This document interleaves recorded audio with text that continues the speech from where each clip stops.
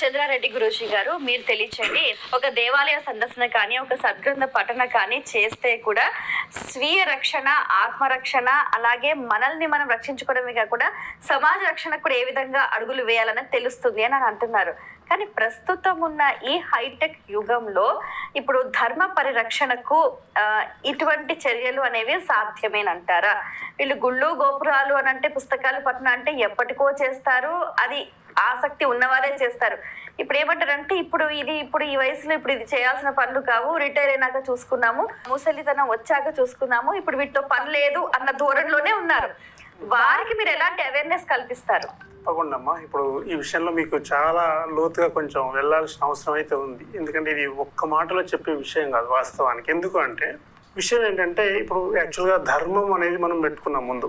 ఎందుకంటే సనాతన హిందూ ధర్మం అనే కాన్సెప్ట్ తోటి మనం వెళ్తున్నాం అన్నప్పుడు, అసలు మన ఈ ప్రపంచం మొత్తం చూసుకున్నా కానీ మన హిందూ ధర్మం తప్ప ఇంకోటి లేదు వాస్తవానికి. ఎందుకంటే సనాతనం తప్ప ఇంకోటి లేదు. ఇవన్నీ కూడా మతాలే కదా వచ్చినాయన్నీ కూడా. మన హిందూ అనేది మతం కాదు కదా. ఇప్పుడు చాలా మంది చెప్తున్నది, సరే మతంగా అది వాడుకలోకి వచ్చిందే తప్ప మతం కాదు కదా, ఒక జీవన విధానం ఇది కదా ధర్మం. హిందూ ధర్మం సనాతనం అతి పురాతనమైనది. సో ఇది ఆది మధ్య అంతం లేనిది. ఇది సృష్టి ఆవిర్భావం నుండే మనకు వస్తున్న సనాతనము. మరి ఇలాంటిది అలాంటప్పుడు సృష్టి ఆవిర్భావం నుంచి వస్తుంది అన్నప్పుడు మరి అప్పుడు ఈ మతాలు అన్నీ ఎక్కడొచ్చాయి? సో మధ్యలో ఎవరికి అనుగుణంగా వాళ్ళు ఆ మతి నుండి పుట్టిందే మతం అంటున్నాం కదా.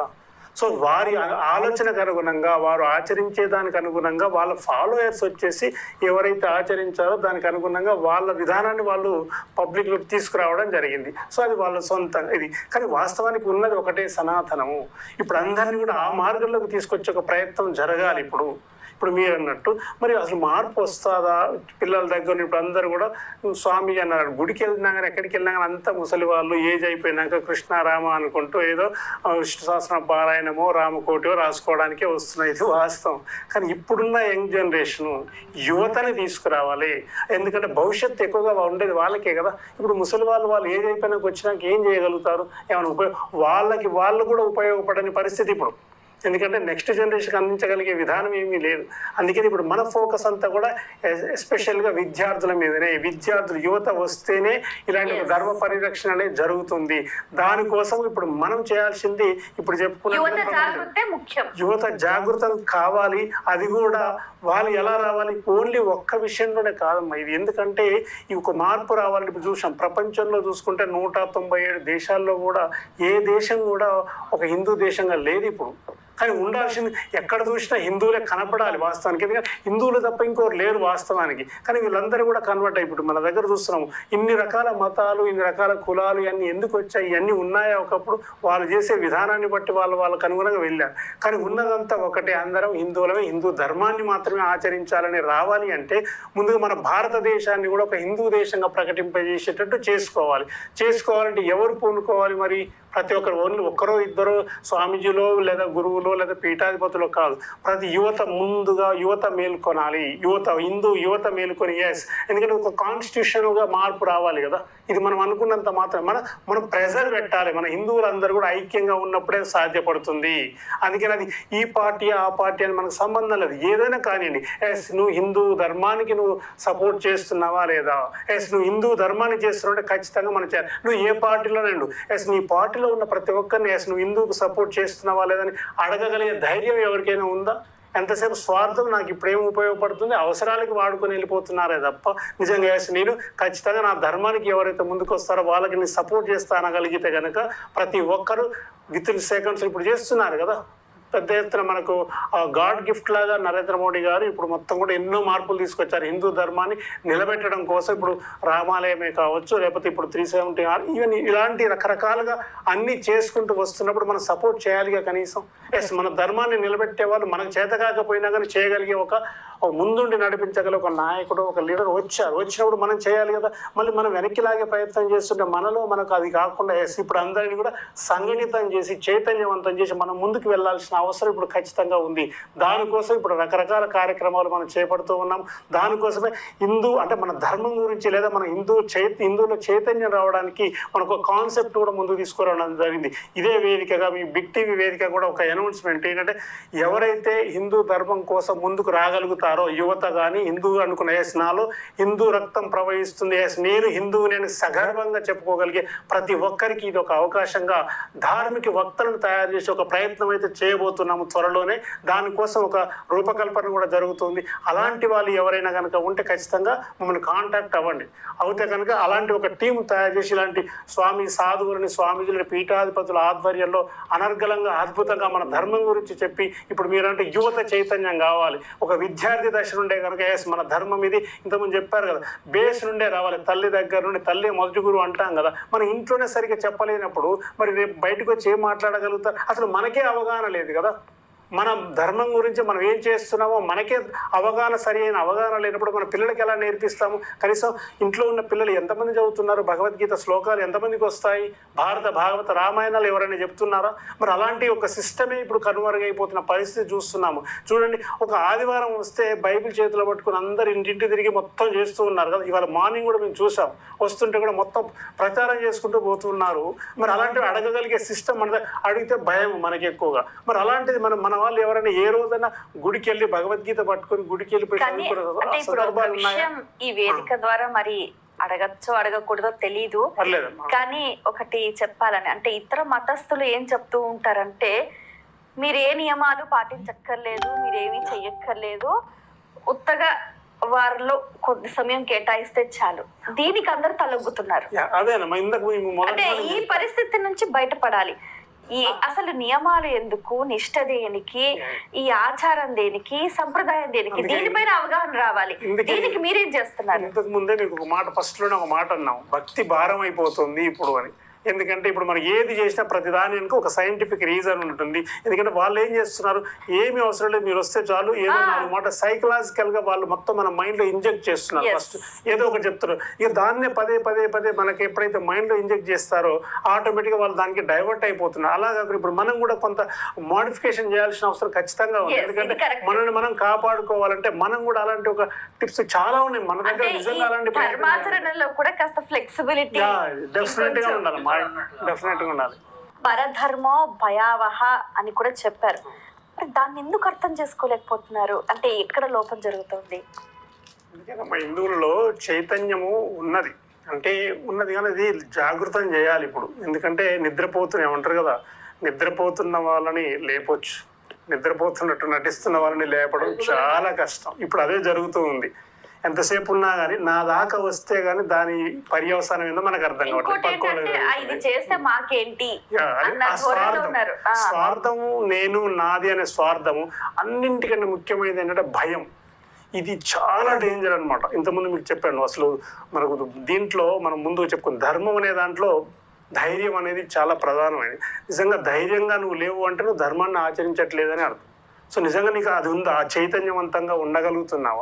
ఎందుకంటే అలాంటిది లేదు, ఎంతసేపు భయం. ఇప్పుడు నేను బయటకు వచ్చి ఏమైనా మాట్లాడితే నాకేమన్నా అయితే నా ఇంటి పరిస్థితి ఏంది, నా పిల్లల పరిస్థితి ఏంది, నా ఫ్యామిలీ పరిస్థితి ఎవరు చూసుకుంటారు, ఏమవుతుంది? లేదా సపోజ్ ఎక్కడికైనా పోతే పోలీస్ కేసు అయితే నన్ను ఎవరు ఆదుకుంటారు, ఎవరైనా వచ్చి నన్ను రక్షిస్తారా? లేదా కోర్టుకి వెళ్తే కోర్టు చుట్టూ ఎవరు తిరుగుతారు?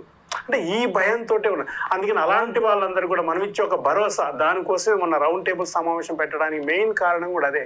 అలాంటి హిందువులు ఎవరైతే ఉండే నేను రావాలి, నేను హిందువునే, నేను కూడా అందరితో పాటుగా నేను కూడా చైతన్యవంతంగా మన ధర్మం కోసం పోరాటం చేయాలనుకునే ప్రతి ఒక్క హిందూ, సాధారణ హిందూ కూడా రావాలనే మన కాన్సెప్ట్. కాబట్టి అలాంటి వాళ్ళు ఎవరైతే ఉంటారో దానికోసం వాళ్ళందరికీ మేమున్నాము అనే భరోసా ఇవ్వడం కోసమే సనాతన హిందూ ధర్మ పరిరక్షణ పేరుతో మన రౌండ్ టేబుల్ సమావేశాన్ని కూడా నిర్వహించడం జరుగుతుంది. అలాంటి వాళ్ళు ఎవరు ఉంటే కనుక రండి, మీ యొక్క కాంటాక్ట్స్ నెంబర్స్ కూడా ఇవ్వండి, నేనున్నాను ముందుకు రావడానికి. అలాంటి వాళ్ళ కోసం ఒక కట్టర్ హిందూగా కనుక తయారవ్వగలిగితేనే మన జనరేషన్ నెక్స్ట్ తరాలు మనల్ని క్షమిస్తారు. లేకపోతే ఇప్పటికే మనం చూస్తున్నాం మన పూర్వీకులు ఏం చేశారు, ఇప్పుడు మనం ఏం చేస్తున్నాం.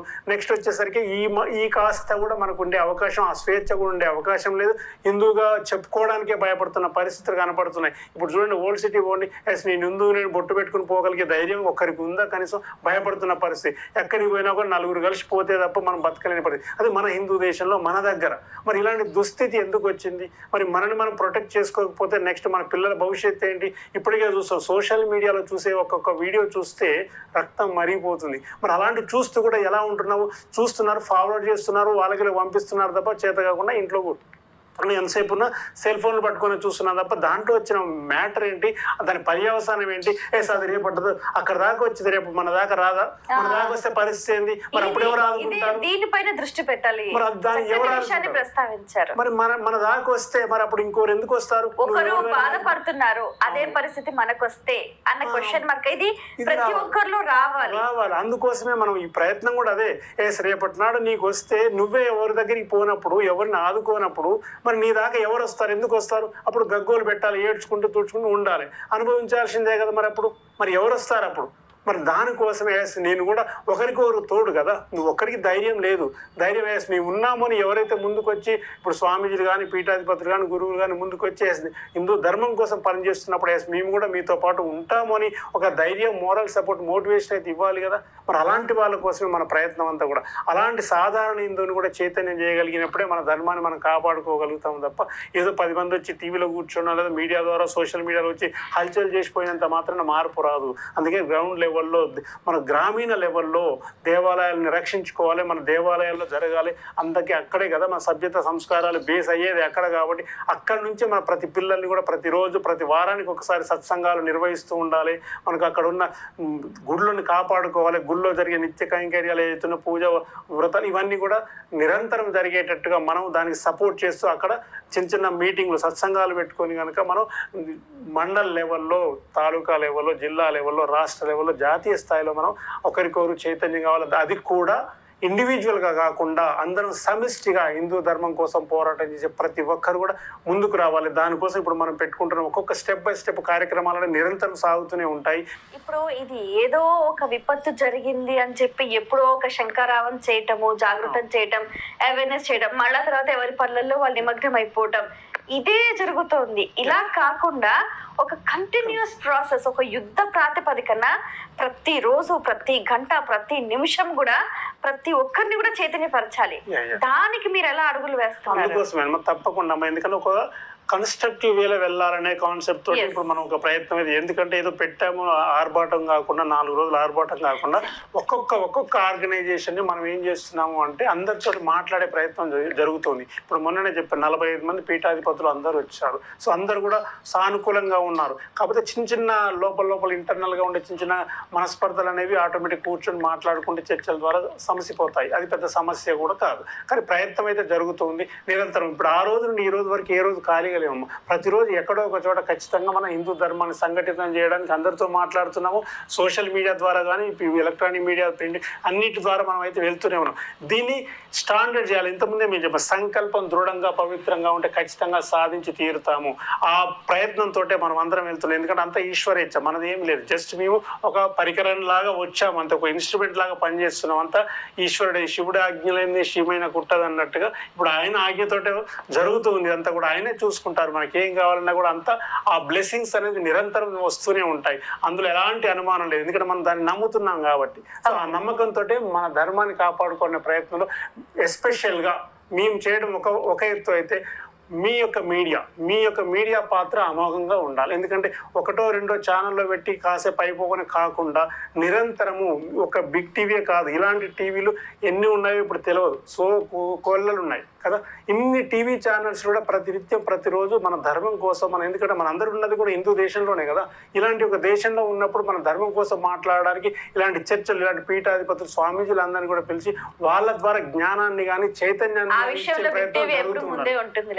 అందుకోసం అప్రిషియేట్ చేస్తున్నాం ముందుగా బిగ్ టీవీ వాళ్ళు ఇలాంటి ఒక కార్యక్రమాన్ని. ఇలాగే మిగతా ఛానల్స్ అన్ని కూడా ఇలాంటి ప్రయత్నాలు జరగాలని మీ ద్వారా, బిగ్ టీవీ ద్వారా ఖచ్చితంగా వాళ్ళందరూ కూడా ఒక చిన్న విజ్ఞప్తి అయితే చేస్తూ ఉన్నాం. తప్పకుండానండి.